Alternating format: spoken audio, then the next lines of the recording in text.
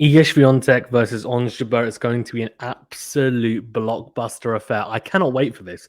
Genuinely, I cannot wait. Both finals on the women's and men's side have they've delivered. They've delivered in the sense that we're going to get the matchups I wanted. I wanted Swiatek versus Jabeur. I wanted Djokovic versus Tsitsipas.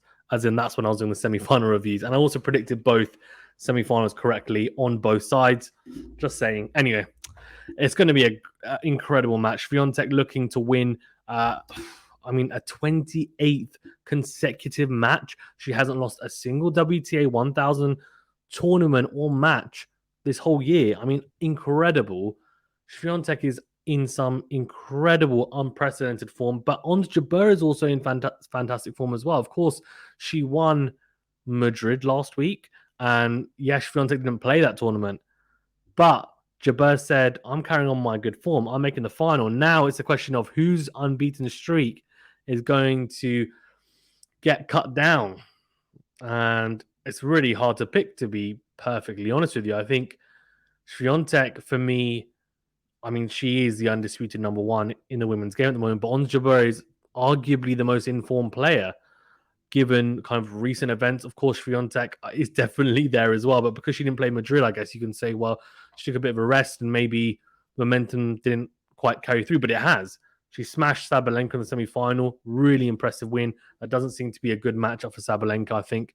But yeah, really, really impressive. Before we get into it, please remember to smash the like button, please, if you haven't done so already. It's a big thumbs up button. Helps us out a great deal on YouTube, on top of also subscribing if you're new. Also, do check out our memberships. It's the big join button.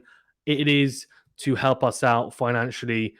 The reason why I've opted to do it, just very, very briefly, is we need help. We need help financially to help this channel run, to help the channel improve so that I can put in and implement better things for you guys so that we can bring the best content possible. So do check it out. There's some cool perks as well. And hopefully, we'll get you on board as part of the QualityShot family. If you're a podcast reviewer or, well, if you're a podcast listener even, please do leave a review or rating if you haven't done so already. It does help us out a great deal. Subscribe as well if you're interested. Right, okay, let's get into this then. So it is going to be, for me, one of the most anticipated women's matches of the year, personally. That's how I see it, because I just think it's two informed players. It's not a mismatch at all. And I'm just looking at this and thinking, how is this going to go? And tactically, we're going to break it down. We're also going to look at the head-to-head, on top of also looking at potential factors as well. So first of all, let's look at the head-to-head. I think that's quite an interesting stat. They've only played each other 3 times, so there's not a huge amount to go on. And it's worth noting they've never actually played on the clay. So Swiatek beat Jabeur in Washington in 2019 in 3 sets, and they played each other twice last year in 2021. Jabeur won both of those, so she's got a winning head-to-head against Swiatek, 2-1. A 3-setter at Wimbledon, round of 16. A very tight one. Swiatek won the first set, but then Jabeur actually breadsticked her in the second and third sets. And then a straight set victory in Cincinnati on the hard court. So they never played on clay. Number 1 ranked player versus number 7 ranked player. 20-year-old versus 27-year-old. I mean, Jabeur is on the kind of the highest high of her career ever, because she's won a ATP 1000 title. She had such a horrific kind of run, losing finals, and the first Arab kind of African Tunisian player to win a Masters 1000 title. History in the making. And Swiatek, of course, I mean, she's been in phenomenal form, right? So it has been incredible. It really has been. And look at the records here as well. 32-3 for Iga Swiatek. 4 WTA singles titles. If I'm not mistaken, that's 3 Masters 1000 titles and 1 500. So she's looking to win a 4th WTA 1000 title, so Masters 1000, and her 5th title overall. Ons Jabeur has a record of 20-7. Not bad, eh? Not bad at all. So, right, let's look at it from a more tactical standpoint, I think, as well, and the conditions as well. So I think in terms of conditions, it's going to be played early on in the day, so it's going to be slower conditions. It's going to be heavier conditions. And I think that then leans into the player who's willing to be more physical. Now, I would suggest that probably suits Iga Swiatek better. I feel like she plays better in these slower conditions where I think her game is suited, and she is a more natural clay court player than nearly probably anyone on tour, I think, on the women's side. But in saying that, her team have tried to tweak her forehand a little bit. Now, she's been a lot more aggressive on that side. In the past, it was more of a shot that she would kind of hit into play and she would try and force the opponent to make mistakes. But she has now not just become a counterpuncher, she's become an all-rounder in terms of her style. She's able to hit aggressively. She's able to play defensively, transition nicely, come to the net. She's able to hit with different looks on the forehand, high topspin, flatter, angles, shorter, deeper. The backhand, I think, has always been pretty solid, but she's found different kind of angles on there, the slice, etc. She's continually adapting, Iga Swiatek, and I think that this is a really good test to see exactly where she's at.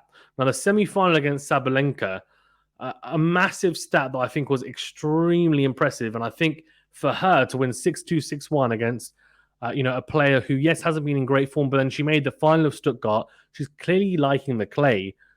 She had a good run as well here at Rome, and she lost to Madrid in the first round. That's because Anisimova is not a good matchup. She's never beaten her. She's lost 4 times to the American. So Sabalenka playing Iga Swiatek, and you're thinking, okay, right, how does Swiatek play against the power? Now, we saw that she kind of just soaked up really nicely in Stuttgart and blitzed Sabalenka, really. She didn't just blitz her, she annihilated her in the semi-final. And I think the biggest kind of stats for me from the match, and maybe taking it into the final, and then we can break down how Swiatek is going to play, is the first serve points 1, second serve points 1, and then also if we look at the flip side for Sabalenka, so how many return points she was able to win. So listen to these stats, right? Iga Swiatek, 59% of first serves made. Sabalenka, 56%. The win percentage on first serve, 73% for Iga Swiatek, really solid, really good. For Sabalenka, I'm not joking, I don't think I've seen a lower first serve percentage, win percentage on first serve in a very, very long time. 29%. Arina Sabalenka only won 29% of points behind her first serve. 29%. What? So part of that, no doubt, is down to Sabalenka either not hitting her spots on serve or the 1+ shot not being effective. Either she's hitting unforced error or it's not particularly good. It's short. Swiatek's kind of latched onto it. But then part of that is also to do with how well Swiatek is returning. She's a natural returner, I would say. I think that's the more natural facet out of kind of serve and return. I think if you were to ask her what's more natural, I think she'd say return. That's really impressive. Ironically, on the win percentage on the second serve, Swiatek had a 63% win percentage and Sabalenka 57%. So almost double the points percentage-wise she won on second serve compared to first serve, which is just crazy to think about. She also had 15 breakpoint opportunities. Iga Swiatek only took 6 of them. I tell you what, it's not a good time. She bageled Andreescu, who's in great form. She did have to win the first in a tiebreak in the quarterfinal, but she's just in imperious form. She hasn't dropped a set the whole tournament. It's really hard to look away from her, you feel. But let's look now at Ons Jabeur, because I think for Swiatek, it's quite easy to get lost in how incredibly well she's playing at the moment. I want to take a step back. I want to look at Ons Jabeur and think about how she can potentially combat what is at the moment to be honest with you, at the moment is the Swiatek train, which is, I tell you what, don't get in the way of it at the moment, if I'm being honest with you. So Jabeur has had a very, very different path. She beat Kirsty in the first round, Tomjanovic, Potentseva, and Sakari in 3 sets. That was a really good match. Sakari, we're disappointed that she's not making better runs at these tournaments because she's a natural clay court player for me. And then Kasatkina in a really good match. Kasatkina actually breadsticked her in the second set. Jabeur does tend to take the second set off a lot of the times when she wins the first set. It's a weird one. I'm not sure why, but it can happen against good players. But then 1-7-5 in the third, a very tight third set. But she's been clutch. She really has been. Now, against Swiatek, she's got to be better because if we look at these stats, 60% first serve percentage, 5 aces. Now, her first serve for me, the Tunisians, is underrated. I think it's a really potent first serve. The big issue she has, though, is she, one, making enough first serves? Because some of these first serve percentages throughout the tournament are kind of hovering around the 50% mark. It's not really good enough to 60% mark. She needs to, one, hit her spots on the first serve against Swiatek. And I think she needs to be aggressive on the 1+ plays. I think she's been okay this week. I think the slower courts, though, probably don't help her case. Like, they're even slower than Madrid. Madrid was a quicker clay court. She's still got time to tee up the ground strokes, but also, gives her a little bit of leeway in terms of that extra bit of pace through the court. But in day conditions where the ball's bouncing higher, I'm not quite sure if that is going to be... I'm not sure if that really plays into her type of game. I think she wants, especially because if you think about her game and how many drop shots she plays, she's going to want to play that drop shot all day.